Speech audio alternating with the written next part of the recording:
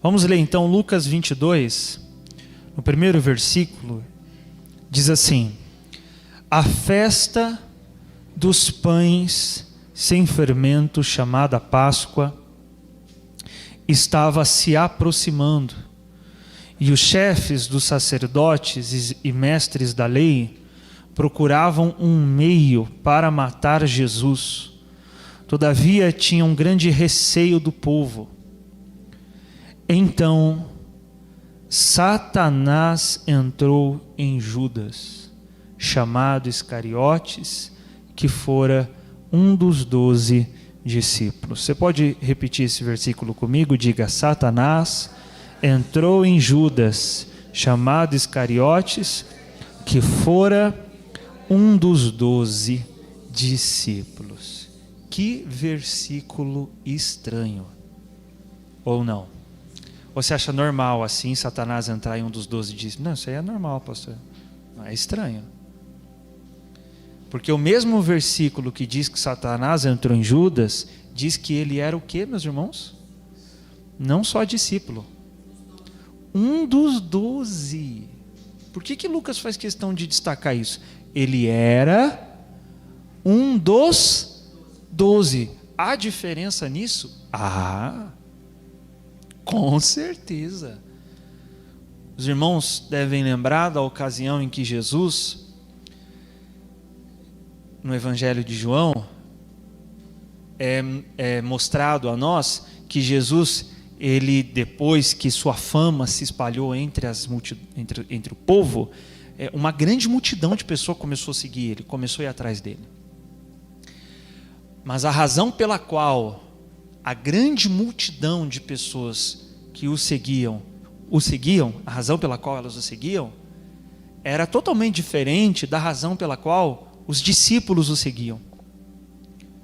E também a razão pela qual os 12 o seguiam. Então há uma diferença entre o grupo, haviam grupos diferentes que seguiam Jesus.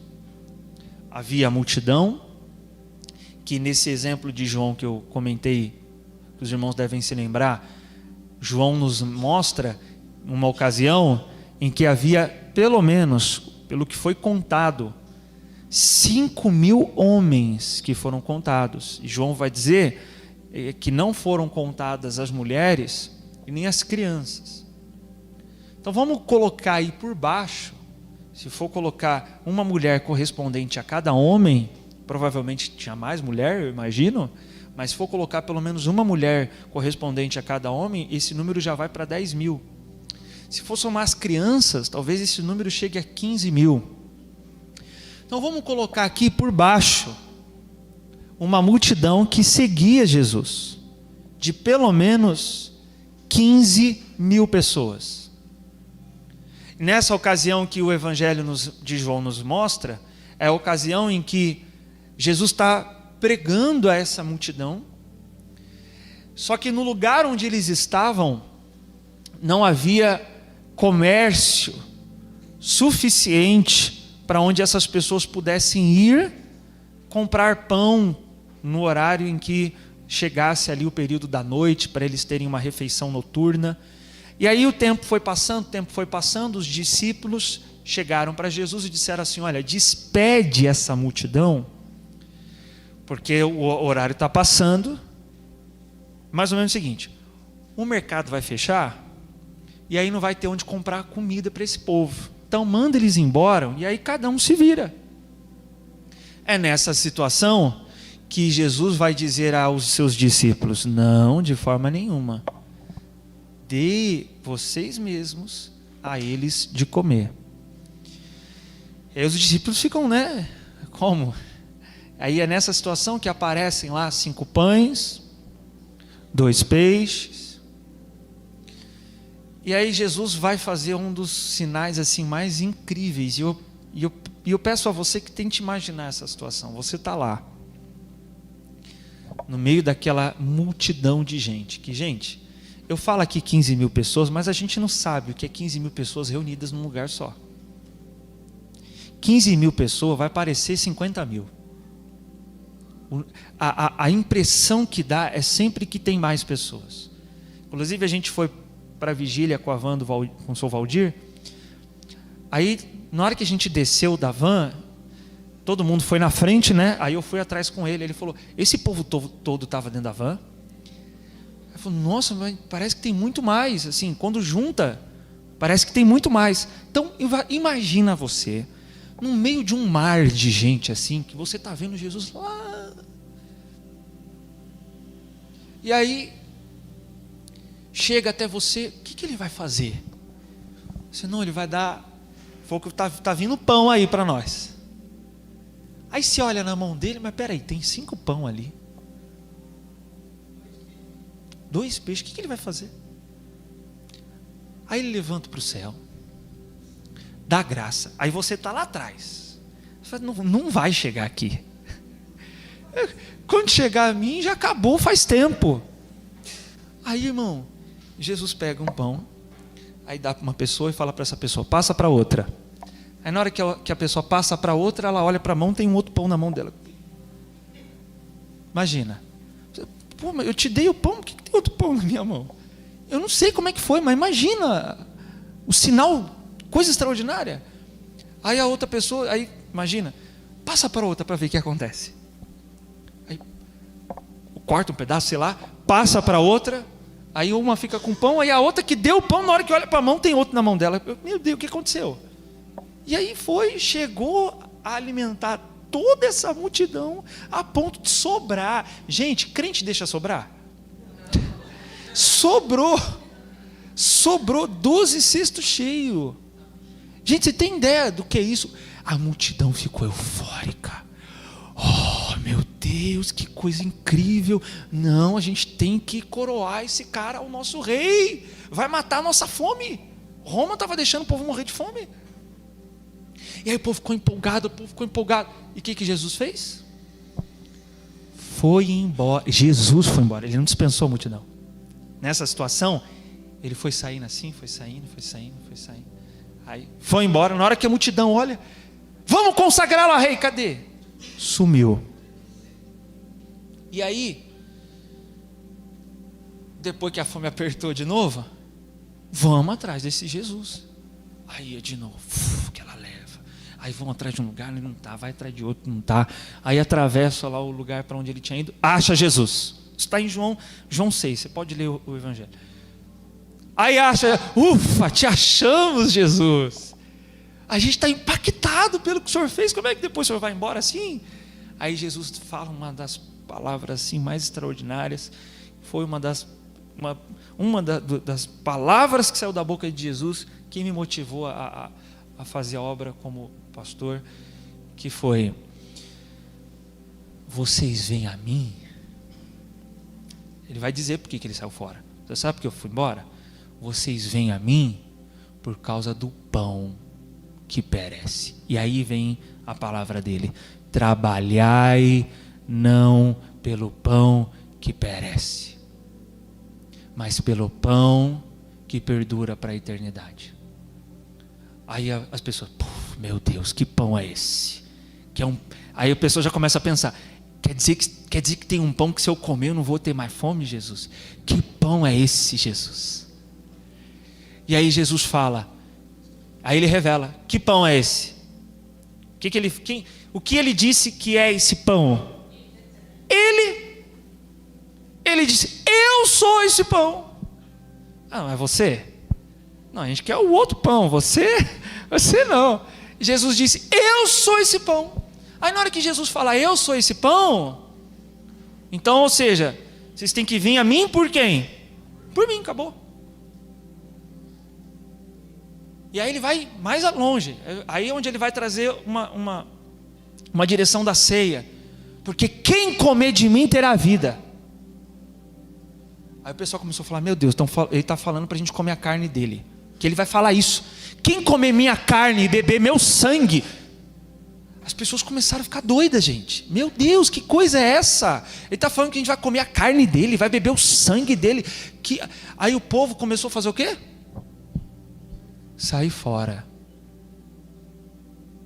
Então tinha essa gente que seguia Jesus, não era discípulo. Era seguidor que só ia atrás do milagre. Era o milagreiro. Na visão deles, Jesus era o milagreiro. Quando Jesus pergunta aos seus discípulos: quem o povo aí diz que eu sou? Ninguém do povo dizia que ele era o Messias. É um profeta, é João, é sei quem for. Só queria tirar proveito. Ou seja, o que o senhor tem aí, Jesus, para me oferecer? Quero pão, eu sei que o senhor tem pão. Vai, Jesus, dá aí. E Jesus sabe, meu irmão, o que ele faz com essa multidão? Ele mesmo, quando ele percebe que a multidão foi só por causa disso, ele vai embora. Meu irmão, Jesus sabe os lugares onde ele não é bem-vindo como dizem que ele é. Jesus conhece as pessoas que estão atrás dele, interessadas no que ele tem para dar. Jesus conhece, ele sabe se você está se voltando para ele porque você está interessado em alguma coisa que ele pode fazer por você. Ele sabe, ele conhece. E aí essa multidão começa a ir embora. Então havia uma grande multidão então que seguia ele, aqui seguia ele porque via ele como um milagreiro, interesseiros, que é a grande maioria, não é verdade, meus irmãos? É a grande maioria. Você vê por você mesmo. A gente já, eu digo aqui, todos nós, já não temos muito a oferecer. E quando temos um pouco a oferecer, você já percebe pessoas interessadas a se aproximar de você só pelo que você tem a dar. Então, vai ser sempre assim, sempre vai ter os interesseiros. E Jesus ficou cercado de uma multidão de gente assim. Mas ele não queria isso. Ele queria esse tipo de gente perto dele. O que ele faz? Vai embora. Eu não quero esse tipo de discípulo, não. E aí, lá em João 6, eu estou citando porque o texto lá é muito longo, então é importante que você leia. Depois que essa multidão vai embora, vai ser dito que restam discípulos. E Lucas é quem vai nos dizer, no capítulo 10 de Lucas, que dentre, como eu coloquei aqui, no mínimo aí umas 15 mil pessoas, dentre essas 15 mil pessoas, discípulos, Lucas vai dizer que existiam 70. Dentro desses 70, havia um outro grupo ainda mais íntimo, que aí chega no grupo de quem? Dos 12. Judas não fazia parte da multidão, Judas não fazia parte dos 70, que já tiveram grandes revelações do Messias, receberam autoridade de expulsar demônio, de pregar a palavra, de curar enfermos. Os 70 receberam essa autoridade. Judas também não fazia parte dos 70, Judas fazia parte dos 12. Quer dizer que Judas, irmão, ouviu coisas que a multidão não ouviu. Viu coisas que a multidão e os 70 discípulos não viram. Judas fazia parte daqueles 12 que dormia onde Jesus dormia, que comia na mesa que Jesus comia, que para onde Jesus ia, estava lá os 12. Judas fazia parte do grupo que sabia qual era a roupa que Jesus usava, qual era o cabelo de Jesus, o olhar de Jesus, o cheiro de Jesus, o jeito dele falar. Judas fazia parte do grupo que a cada final de dia sua roupa estava suja com as poeiras que voaram das sandálias de Jesus, porque andavam junto dele, colado dele. Judas fez parte dos 12. E o mesmo versículo que diz que Judas fez parte dos 12, diz que quem entrou nele? Satanás. Que coisa estranha. Não é que pode. Da multidão até faz sentido. A multidão era meio perturbada. Dos 70 já não faria sentido, mas dos 12, o que aconteceu, meu Deus do céu? Por que esse versículo aqui aparece para nós? Satanás entrou em Judas, que era um dos 12. Qual a razão para isso? A razão que alguém poderia dizer é o seguinte: bom, pastor, Jesus, inclusive, é quem vai dar uma resposta, e com base nessa resposta, alguns podem chegar à conclusão de que Satanás só entrou em Judas porque Deus determinou. afinal de contas, o Messias tinha que ser traído. Então, tinha que se cumprir o que está escrito. Então, fazer o quê? Judas foi o sorteado. Será que foi assim, aleatório assim? Olha que interessante. Eu vou citar para os irmãos esse texto em que Jesus fala sobre o que se perdeu. Eu quero que você ouça com atenção. Está em João 17, versículo 12. Fala assim, ó. Enquanto eu estava com eles, e aqui quando ele fala com eles, ele fala os 12, tá bom? Fala assim, enquanto eu estava com eles, com os 12, eu os protegi e os defendi, e nenhum deles se perdeu.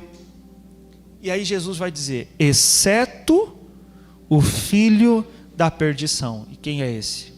Judas. Vai dizer, dos 12 eu protegi eles, eu defendi eles, e nenhum deles se perdeu, só Judas, exceto, e Jesus nem fala o nome, ele só fala o filho da perdição. Por que Judas, que fez parte do grupo que Jesus defendia, que Jesus protegia, ainda assim se perdeu? Jesus vai dizer assim, exceto o filho da perdição, repita comigo, para que se cumprisse a Escritura. Opa, então ele está citando aqui, quer dizer que tem algo na Escritura que havia predito que alguém do círculo íntimo do Messias iria se perder, iria trair. Com base nisso aqui, a gente pode considerar o seguinte, bom, Judas se perdeu, Satanás entrou nele, porque afinal de contas estava escrito, tinha que ser ele fazer o quê? Deus é o responsável por isso, foi Deus que disse. E aí eu quero ler para os irmãos as profecias sobre a traição do Messias, porque é o que Jesus está citando, tá, meus irmãos? Jesus está citando aqui. Inclusive, em João 13, 18, quando Jesus vai falar, mais uma vez, em João 13, ele vai falar que ele seria traído. Aí ele vai falar assim, ó, João 13, 18, é necessário que isso ocorra, ou seja, que ele seja traído, para que se cumpra a Escritura. E aqui em João 13, 18, o extraordinário é que o próprio Jesus vai citar qual trecho da Escritura iria se cumprir quando Jesus fosse traído. Olha que incrível, irmãos. Jesus vai citar um texto dos Salmos, escrito milhares de anos antes da vinda do Messias. Davi escreve esse salmo, como nos diz o apóstolo Pedro, pelo Espírito do Messias que estava nele. O Espírito do Messias estava em Davi, e Davi, sem saber quem seria, quando seria, como seria, ele escreve um texto que diz que o Messias, que é atribuído à traição do Messias, e milhares de anos depois, Jesus cita esse texto e o fato acontece exatamente como havia sido profetizado. Isso é um dos motivos pelos quais, irmãos, a Bíblia, como nos diz o apóstolo Paulo, toda a Escritura eu falei esse texto domingo passado, eu perguntei e vocês não responderam. Complete a frase aí. Toda a Escritura é o quê? Inspirada por Deus. Por quê? Como pode alguém, imagine só, eu peço que você se imagine dessa forma. Imagine você escrever uma coisa hoje, você escreveu uma situação, isso. E aí, você morre, aquilo não acontece, não se cumpre. Passam-se 10 anos, 100 anos, 200 anos, sua família já morreu, seus filhos já morreram, passam 300 anos, 400 anos, 500 anos, 600 anos, 700 anos, 800 anos depois, vamos supor, alguém vem ao mundo e age exatamente conforme você escreveu 800 anos antes. Quem te inspirou na hora de você escrever aquilo? Senão o próprio Deus. Percebe então, irmãos? Veja, Jesus vai falar, isso precisou acontecer para se cumprir o que estava escrito milhares de anos antes. E aí ele vai citar um texto. João 13,18, ele vai dizer assim: para que se cumpra a escritura. Aí ele cita: aquele que partilhava do meu pão levantou-se contra mim. O próprio Jesus já nos diz qual é o texto que apontava a traição do Messias. E o texto que ele cita está no Salmo 41, versículo 9. E aí Davi vai falar: até o meu melhor amigo. Olha que coisa, né? Davi escreve isso e sem saber ele estava falando que o Messias é quem ia viver isso aqui. Até o meu melhor amigo, em quem eu confiava e que partilhava do meu pão, também me traiu. É o salmo que Jesus cita. Sabemos que quando Judas vai vender o Messias, vai trair o Messias, ele vai negociar um valor para entregar Jesus. E aí qual foi o valor que os sacerdotes disseram que iam dar para Judas em troca de Cristo? 30 moedas de prata. Zacarias, capítulo 11, versículo 12, é a profecia sobre as 30 moedas de prata. Também, centenas de anos antes, Zacarias tem uma profecia do valor que seria o valor de venda do Messias. E quando Judas vai perguntar para os discípulos, para os fariseus: quanto que vocês vão me dar? Aí os fariseus dão o valor, exatamente o valor que estava escrito na profecia: 30 moedas de prata. Aí você pensa,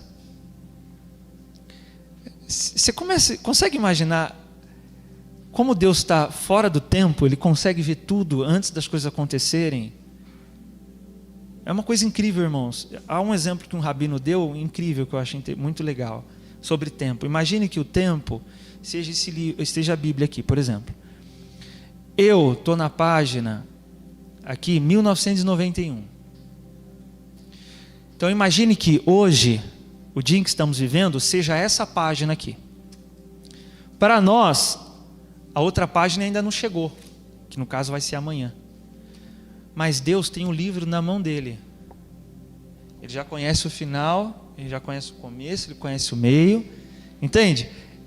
Deus está fora do tempo. Ele já vê tudo antes de acontecer, ele já viu tudo que aconteceu, ele já sabe tudo que foi feito, ele já fez tudo, ele está fora do tempo.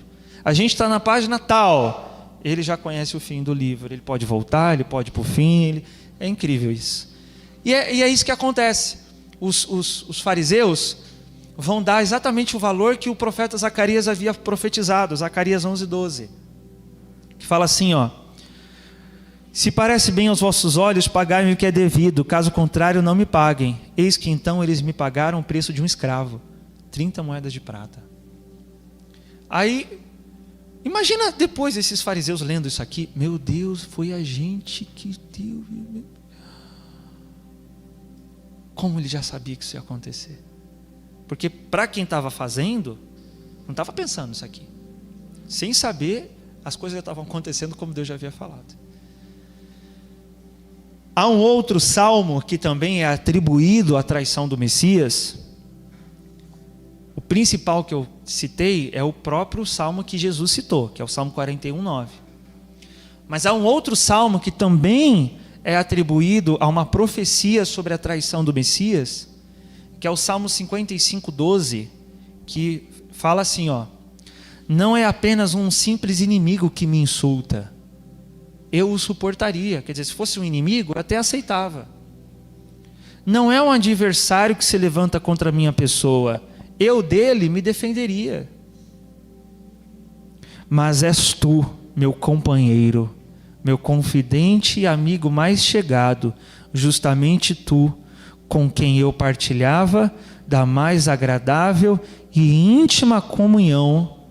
Olha só, és tu em quem eu partilhava da mais agradável e íntima comunhão. E Judas era quem? Um dos 12, os que tinham essa comunhão íntima com o Messias. Quando o Salmo 41, que é o salmo que Jesus cita, diz: até meu melhor amigo, em quem eu confiava, que partilhava do meu pão, também me traiu. Lembram que quando Jesus vai dar um sinal de quem seria o traidor, ele pega um pão e dá no prato, e aí Judas come do mesmo prato? Mas eu quero chamar a sua atenção para um seguinte, irmãos. Agora presta atenção aqui para você entender isso aqui. Vamos lá, presta atenção. Se então já havia sido profetizado que o Messias seria traído, eu te pergunto, Deus pode culpar Judas por tê-lo traído? Se já havia sido escrito que o Messias seria traído, e que isso teve que acontecer para que se cumpriu o que está escrito. Vamos lá, vamos polemizar aqui agora. E aí, o que você acha? Deus poderia culpar Judas? O Henrique disse que sim. O Henrique é assim, na lata, né? Ele já fala logo.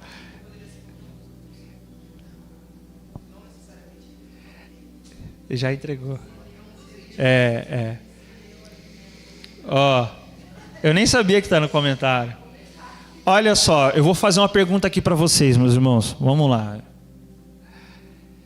A profecia falou o nome de quem ia trair?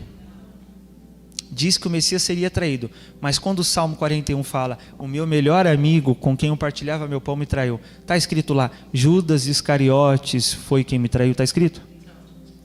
Zacarias fala: pagai-me o preço que vocês querem. Está escrito lá: e Judas Iscariotes foi e disse: pagai-me o preço que queres. Não.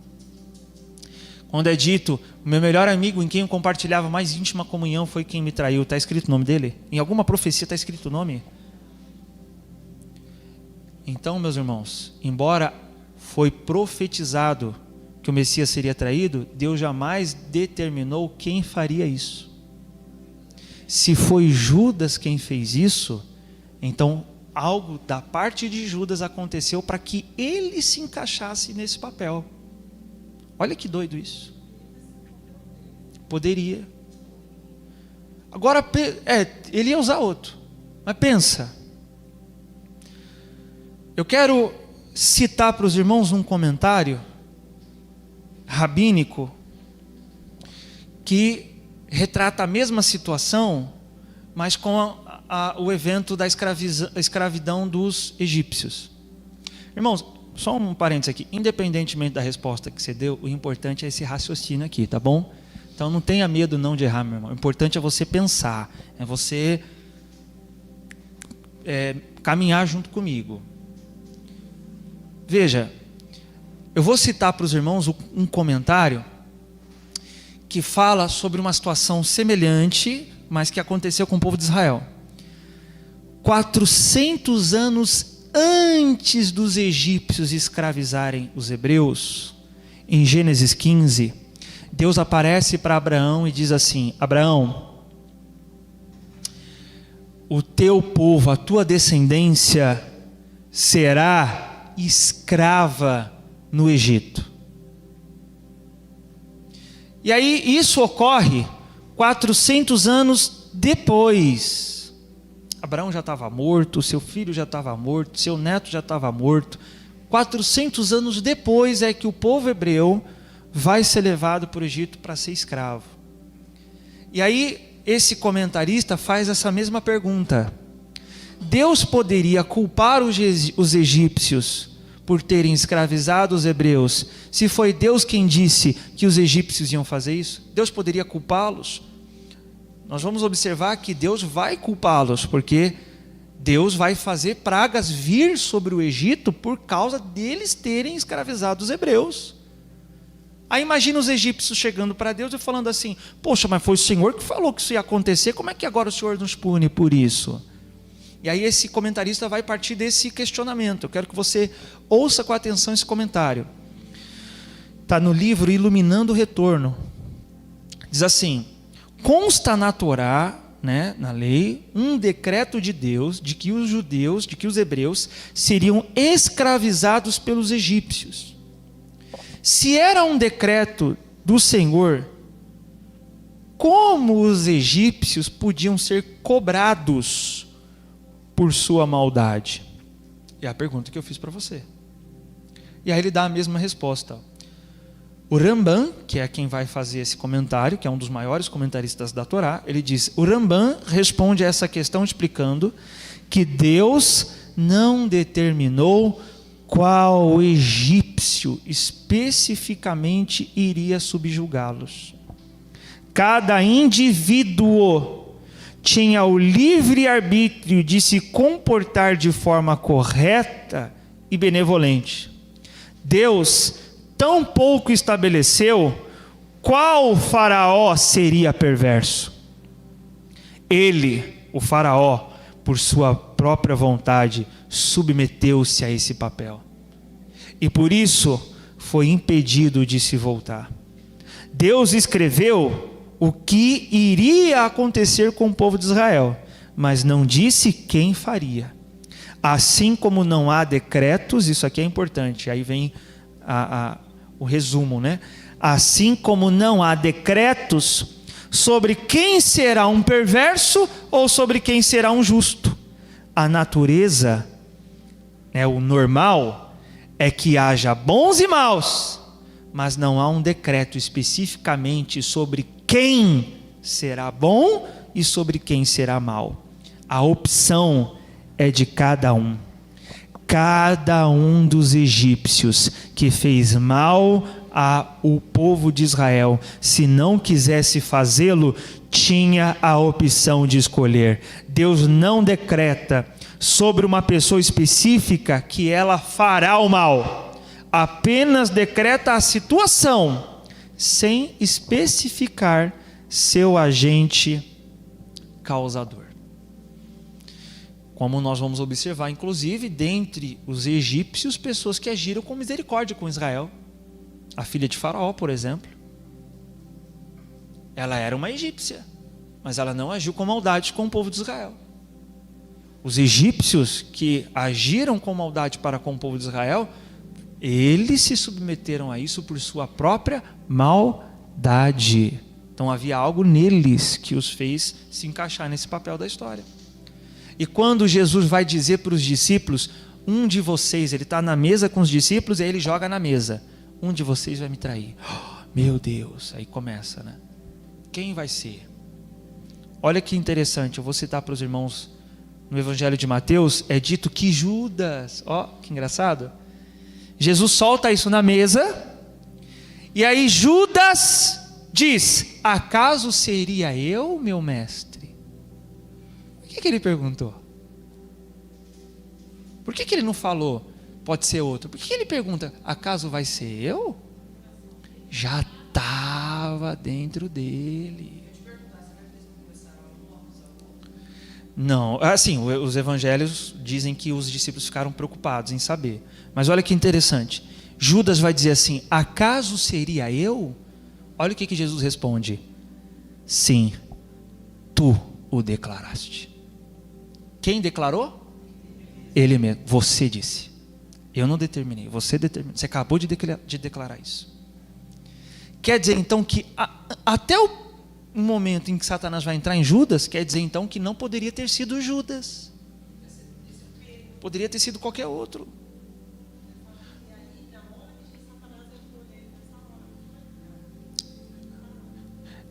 É na ocasião em que depois disso Satanás vai entrar nele. Não sei se antes ou depois, tem que ler lá o relato de Mateus. Mas eu quero que você preste atenção nisso. A princípio, quando Judas fala, acaso vai ser eu?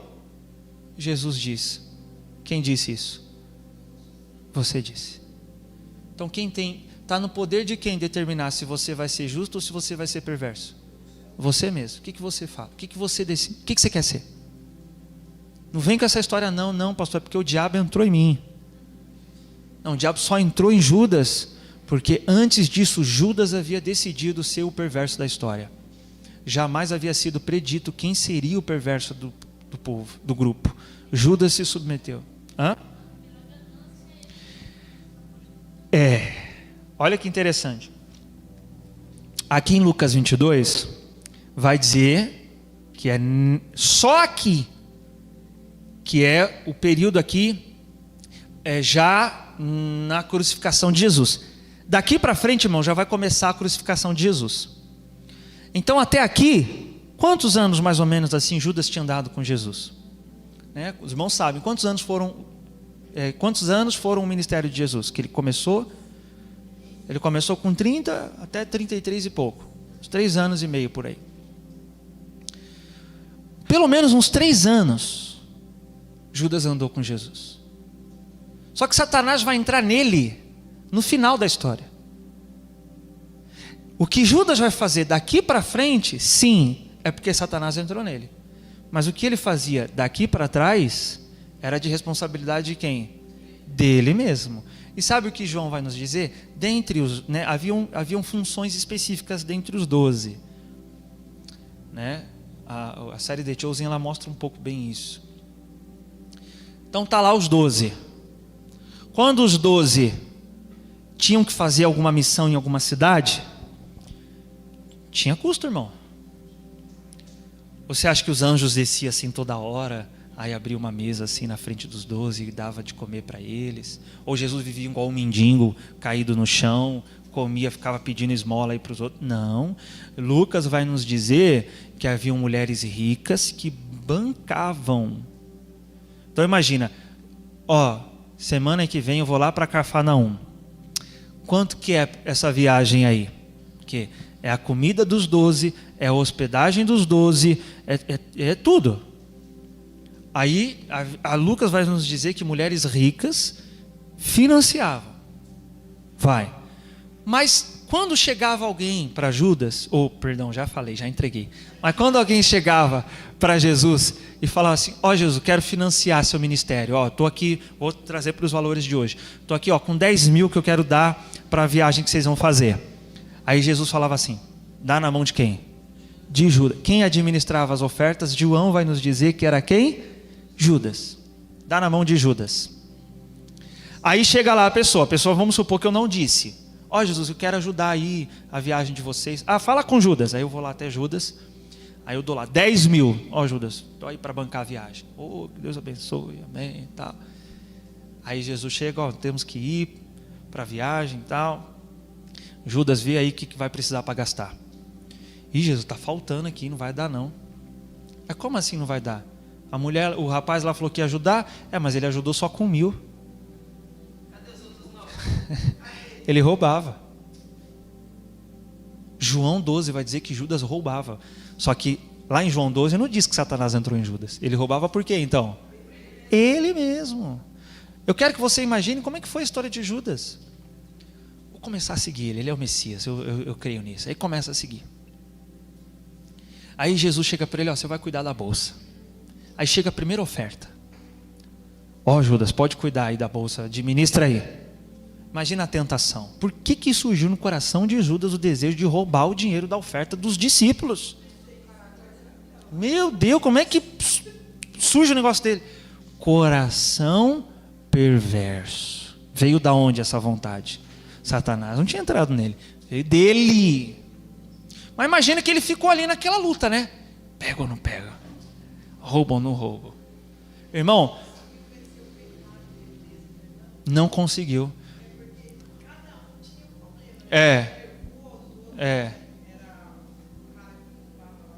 Só gente boa, né? Tinha. E olha que incrível. Jesus, se a fraqueza do cara é dinheiro, Jesus põe ele para cuidar do quê? Do dinheiro. E Jesus faz isso direto com a gente, irmão. Se você não tem muita paciência, Jesus vai botar você junto com uma pessoa que vai te encher a paciência. É para tratar onde você é ruim, meu irmão. É para tratar onde você é ruim, meu irmão. Então o seu problema é dinheiro? Eu vou pôr você para cuidar do dinheiro. Eu vou cuidar disso daí. Aí Judas, Judas não conseguiu. Porque aí imagina, pegou a primeira vez. Irmão, pegou a primeira vez, para pegar uma segunda é mais fácil ou mais difícil? Mais fácil. Pegou a primeira vez, aí Satanás já, é aquele ali. Aí Satanás se aproxima. Certamente Satanás ficou esperando o momento de entrar em Judas.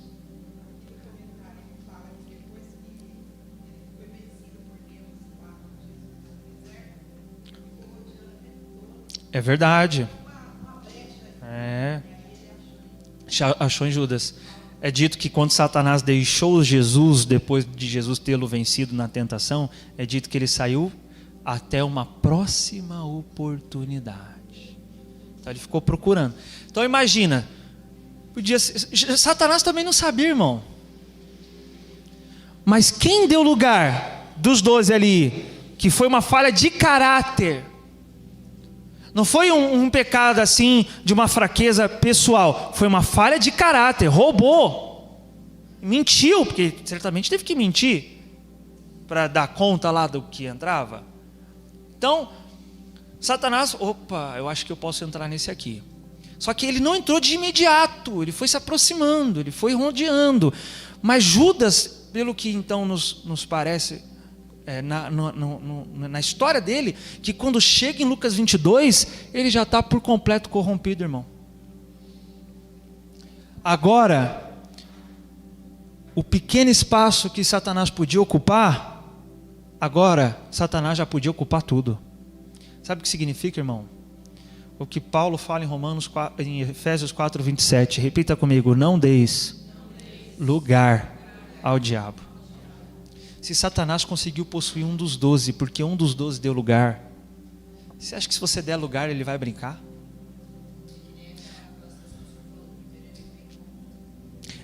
Eu vou citar essa situação. Vamos lá em 2 Samuel 12. Não entrega não, Henrique. Poxa, meu.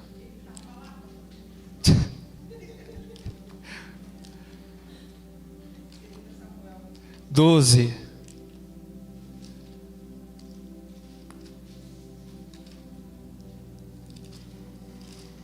Deixa eu perguntar aqui, tá, Henrique? Não responde não. Eu quero ver os irmãos. É que eu falei isso numa quinta, e como esse menino aqui é rato de igreja, você está sempre aqui. Eu sei. 2 Samuel 12. Daqui a pouco perde a graça, né? 2 Samuel 12. Daqui a pouco eu vou falar assim, Toy. 2 Samuel 12. Vamos lá. Vamos ler aí, ó. Aqui eu só vou contextualizar os irmãos, né? Você pode ler depois no capítulo anterior, que é a situação em que Davi, ao invés de ir para a guerra, ele fica em casa. E aí ele vai, né? Pô, estou em casa, vou para o terraço, ficar aqui, sei lá, à toa. Aí ele viu a Betseba. Viu a Betseba, que era casada com um dos seus soldados, chamado Urias. E agora? Como é que eu vou ficar com essa mulher se ela é casada? O que ele faz? Manda matar o esposo. Ele cria uma situação para o esposo dela morrer. Ele manda uma carta lá para o exército, fala assim, manda Urias ir para a frente da batalha. E aí Urias vai, sem preparo, na hora do vamos ver, Urias morre. Morreu, estou livre, agora posso ficar com Betseba. O pecado de Davi não foi só ter se deitado com Betseba.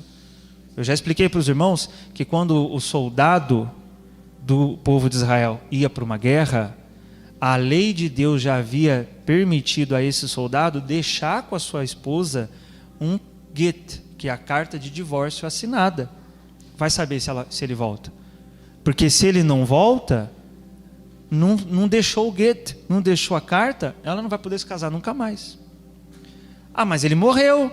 Como ela vai saber se morreu mesmo ou não? Não sei. Tem que ter a comprovação. Às vezes nem ia saber se morreu ou não. Estava vendo um vídeo hoje da Ucrânia, acontece isso, está acontecendo isso lá. Olha que terrível, isso está acontecendo, é triste demais. A ucraniana lá que trabalha no necrotério, reconhecendo os corpos das pessoas que vão chegando. De repente ela abre lá, o esposo dela que foi para a guerra está morto. Mas e as pessoas que talvez nem nunca vão saber o corpo que ficou lá caído, destruiu tudo, imagina. Então o soldado deixava uma carta de divórcio. Só que Davi sabia que ele não estava morto. Tem validade se ele morrer de fato. Então eu vou dar um jeito de matar ele. Só que Davi, ele tinha mulheres com quem ele podia se relacionar, como rei de Israel. Não, eu quero aquela ali. Vamos ler então essa história. Aí Natã vai repreender Davi contando uma parábola. Ó. O Senhor enviou seu mensageiro Natã para falar a Davi. Assim que chegou à presença de Davi, lhe propôs um dilema.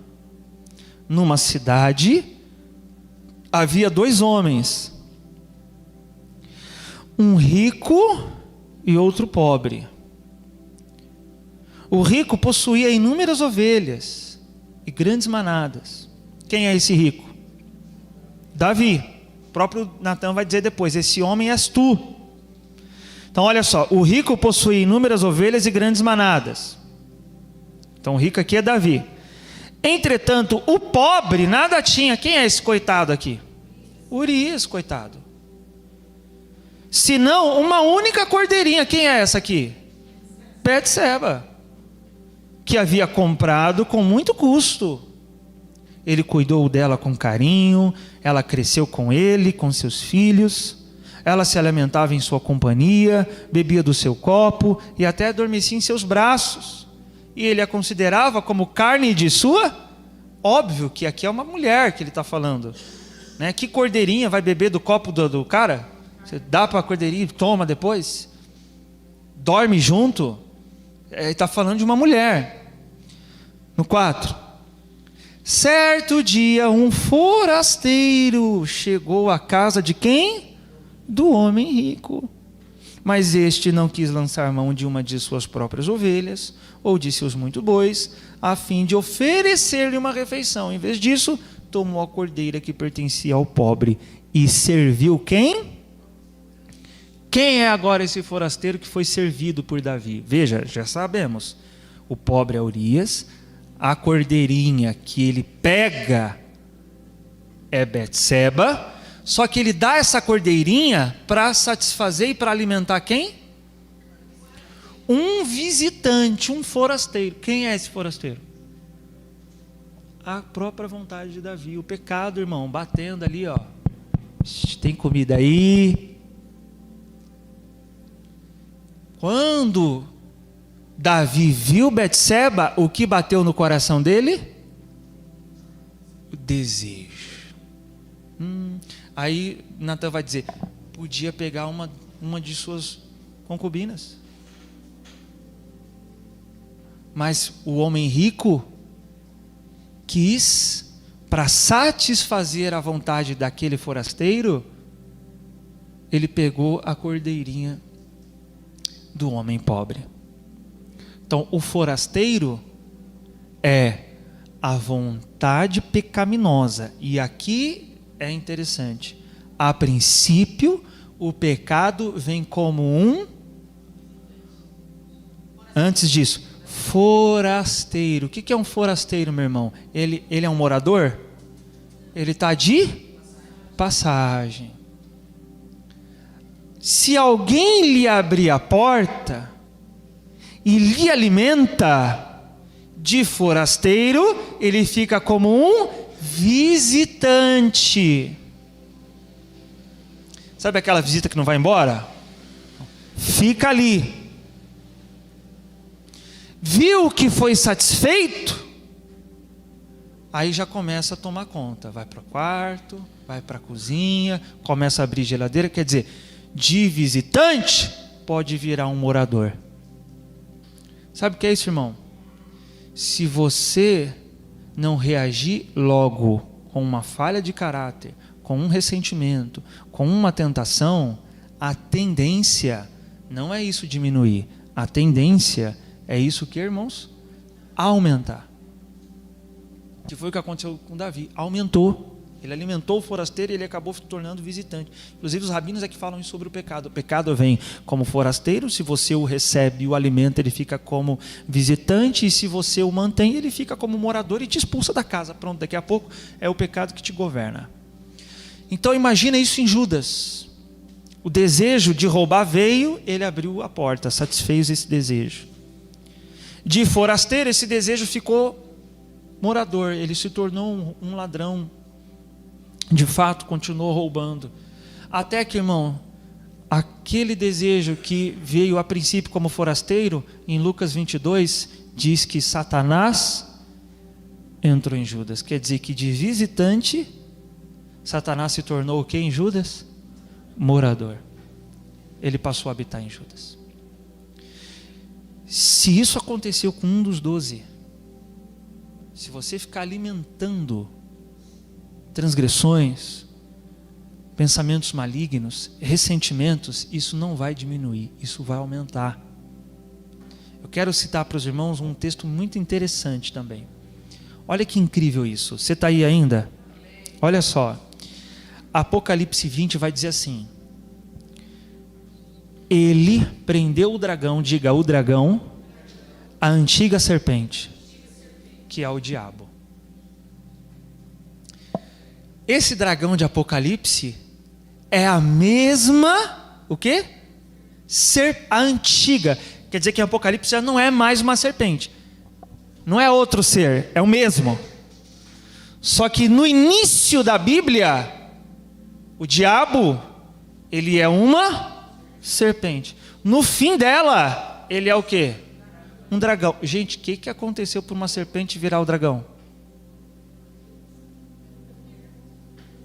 O que o Eterno disse à serpente? Tu se alimentarás do quê? Vamos ler. Isso. Abra aí Gênesis 3. Eu quero que você interprete essa serpente com uma interpretação feita por João em Apocalipse. É o diabo. Versículo. Abra aí Gênesis 3.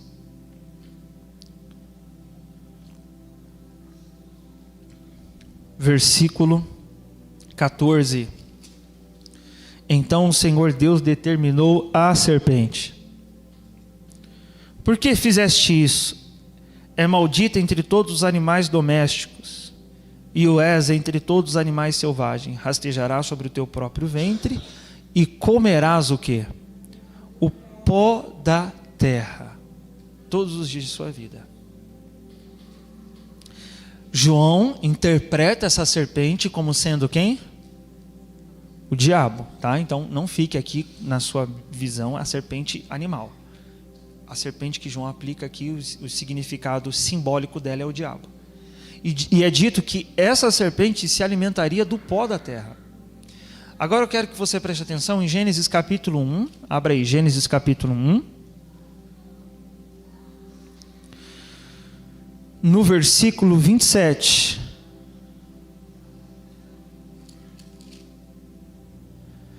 Deus, portanto, criou os seres humanos à sua imagem. A imagem de Deus os criou, macho e fêmea os criou. Então aqui no capítulo 1 acontece, diga comigo, a criação. Então veja, o homem aqui é criado.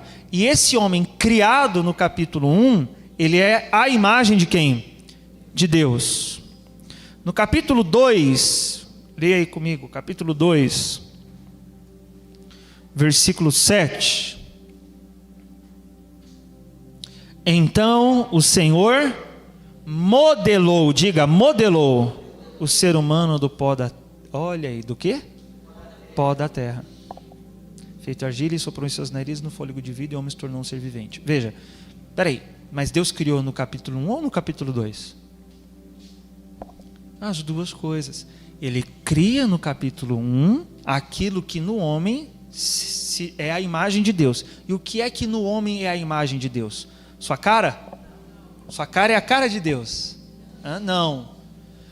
O seu ser divino, sua parte espiritual, seu caráter. O homem foi criado para ter atributos justos, verdadeiros, corretos, como os de Deus. Mas no capítulo 2 não é a criação. No capítulo 1 Deus cria. No capítulo 2 Deus modela. E esse molde que foi feito a partir do pó não é o seu espírito que é igual a Deus, é sua carne, é a sua parte mais densa, é a sua carnalidade. E de qual parte a serpente se alimenta? Do pó da terra, da tua carne. Judas criou uma cobra dentro dele, irmão. Quando ele roubou, era uma cobrinha. Quando Satanás entrou nele, virou um dragão, tomou conta de tudo. Presta atenção nisso. O pecado alimenta os demônios. Fortalece, dá força. Os demônios têm força sobre uma pessoa que vive pecando. Eles têm força. Paulo vai dizer, se tem algo do qual eu tenho que perdoar a igreja de Corinto, eu perdoo logo, para que Satanás não tenha vantagem. Porque se tiver pecado no meio da igreja, Satanás tem força sobre ela. Dá força. Você não precisa ir na esquina fazer um trabalho para Satanás ter força sobre a tua vida. Você só precisa viver pecando. Vive pecando. Vive, se entrega aos pecados, e você vai ver o que Satanás vai fazer contigo. Não brinca não, meu irmão. Ele entrou em um dos 12. O que você acha que ele pode fazer contigo? Veja, aquilo que em Gênesis é uma serpente, em Apocalipse é um dragão, porque de Gênesis a Apocalipse a humanidade só fez o que com essa serpente? Só alimentou. Eu vou citar para os irmãos um texto de Hebreus, só peço que você escute. Hebreus 12 fala assim: vigiai, olha só, vigie, para que ninguém se exclua da graça de Deus, que nenhuma raiz de mágoa venenosa brote e vos cause confusão. Olha só, raiz de mágoa venenosa. Eu te pergunto, com o tempo a raiz cresce ou diminui? Cresce. Se você não tratar a mágoa, se você disser assim, não, isso aí eu deixo para lá, depois eu vejo, depois eu perdoo, depois você não vai conseguir perdoar, a raiz só vai crescer. Se você perceber falhas de caráter em você, e você não sair do banco do passageiro para o banco do piloto e agir objetivamente nas suas falhas de caráter, Satanás vai encontrar nelas um lugar para ir tomando espaço em você. Você tem que agir. Poxa, eu percebi que o meu coração ficou com inveja. A pessoa conquistou um bem, conquistou uma posição na empresa, e eu não consegui me alegrar com ela. É inveja, eu estou com inveja. Meu Deus, eu tenho que tratar isso. Porque se você não vigiar você, se você não olhar para dentro de você, Satanás vai vigiar, Satanás vai ver, e o espaço que você der a ele não vai se contentar, ele vai tomando espaço, e o que vai aumentando o espaço que Satanás ocupa dentro de alguém, são as suas transgressões. Não brinca não, meu irmão, vai para Hebreus 3, para a gente terminar, Hebreus capítulo 3,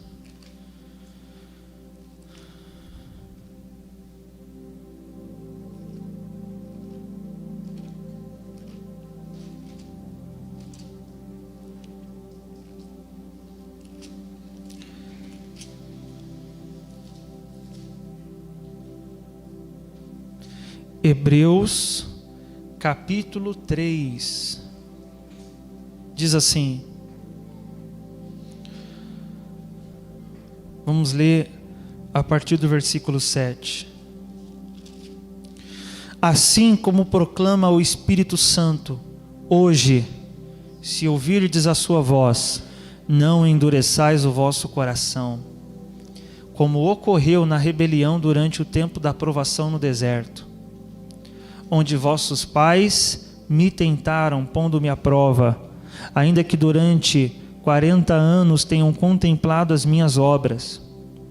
Por esse motivo me indignei contra essa geração e declarei: o coração deles está sempre se desviando, e não reconheceram os meus caminhos. Sendo assim, jurei na minha ira: estes jamais entrarão no meu descanso. Veja, é a pessoa que é errante no caminho do eterno, ou seja, ela está sempre se desviando. A tendência com o tempo, ela uma hora encontrar esse caminho e se arrepender, ou acontecer o que aconteceu aqui nesse exemplo? Veja, o Eterno vai dizer, como eles estão sempre se desviando, então vão ficar desviados. E eu percebo isso. A gente já está aqui 5 anos, vamos para 5 anos. Tiveram pessoas que nos acompanharam no começo, e com essa argumentação. Não, eu não vou me firmar agora, mas depois eu me firmo. Não, um dia eu me firmo.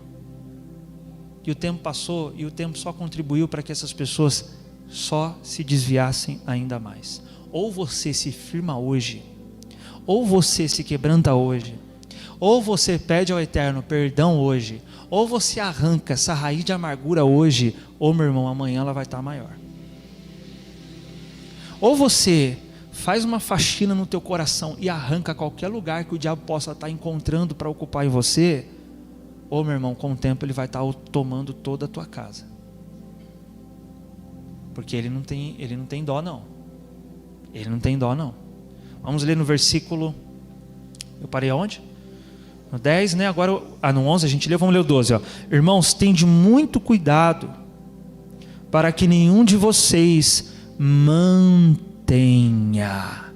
um coração perverso e incrédulo que se afaste do Deus vivo. Veja, se a pessoa mantém o coração perverso, no fim o que vai acontecer? Se afastar do Deus vivo. O que aconteceu com Judas? Ele manteve o coração dele perverso. Quantas mensagens? Quantos milagres? Quantas mesas ele teve com Jesus? E ele foi mantendo o coração dele como perverso. No fim, Satanás tomou conta de vez e ele se afastou. E veja, Judas não encontrou caminho de volta. Ele não encontrou arrependimento. Irmão, isso aqui é muito sério. Para algumas pessoas, Deus fecha a porta de retorno. Deus fecha. O mesmo Satanás que entrou em Judas para fazer ele trair Jesus, depois que Jesus já estava sendo levado para a cruz, Judas olha, e a ficha cai, ele entra em desespero, devolve as 30 moedas, os sacerdotes não os acolheram, não o acolheu, não fez sacrifício para perdoar o pecado dele. Os sacerdotes disseram: não temos nada a ver com isso. Judas saiu dali, foi para um campo e se matou. O mesmo diabo que entrou em Judas para fazer ele trair Jesus, foi o mesmo diabo que depois estava fora de Judas, acusando ele, condenando ele e incentivando ele da fim da sua própria vida. O diabo não tem dó não, meu irmão. Ele não tem dó, meu irmão. O prazer dele é matar, é roubar, é destruir. Então não dê lugar. Não dê lugar. Não, eu estou na igreja, não tem gente orando por mim. O que alimenta a serpente é o pó da terra, é a sua carne. E digo mais, isso aconteceu com Pedro também. Pedro ficou dando lugar, Satanás chegou diante de Deus e falou: deixa eu tocar nele, porque ele está com muita gracinha. Jesus vai falar isso: Satanás foi pedir autorização para peneirar você. Você está dando lugar. Satanás foi lá falar com meu pai. Fui eu que não deixei.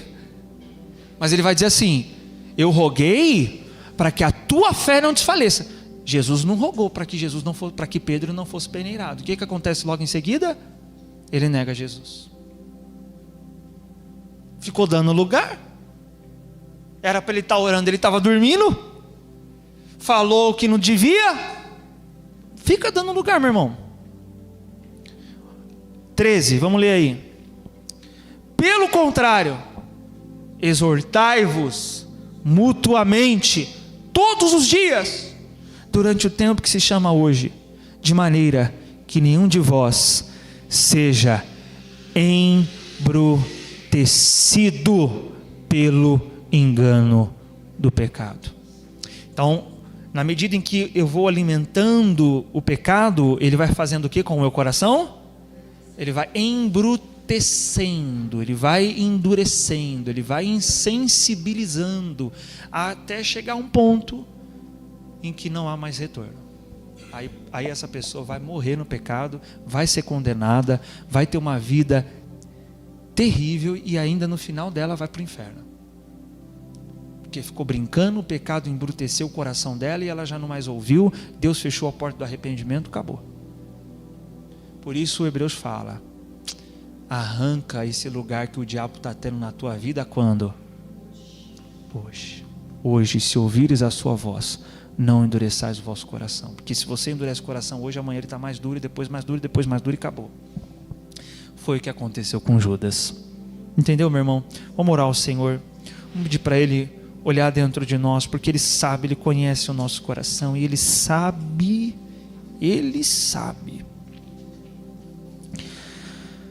como está o nosso coração.